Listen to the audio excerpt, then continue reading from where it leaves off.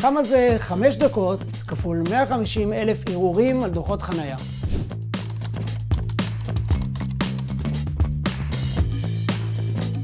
אנחנו יודעים, זה לא אתם, זה הפנגו שלא עבד.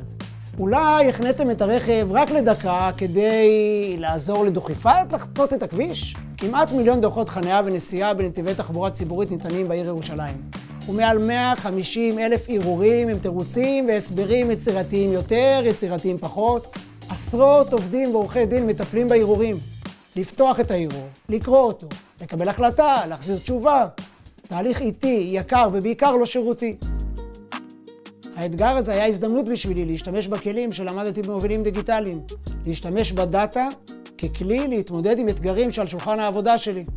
גילינו שלגבי בערך 20% מהערעורים יש מדיניות ביטול קבועה וטכנית ללא שיקול דעת אמיתי לעורכי הדין. למשל, אם תו הנכה שלך עדיין לא היה מעודכן במערכת שקיבלת את הדוח, או שהפעלת את הפנגו על הרכב של בת הזוג שלך בטעות. ערעורים כאלה ניתן לבדוק טכנולוגית, בלי מגע יד אדם. אז אחרי שחפרנו בדאטה, עשינו אוטומציה לתהליך. מערכת החנייה בודקת את הערעור מול פנגו, או מאגר תווי הנכים המעודכן, ועורך הדין צריך לאשר ולחתום. זה רק חלק קטן מאוטומציה של תהליכים שאנחנו מבצעים היום, והאימפקט כבר מורגש.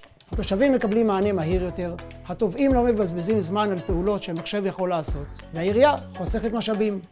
אז כמה זה 5 דקות כפול 150,000 ערעורים? אחרי שעשינו אוטומציה, זה כבר הרבה פחות.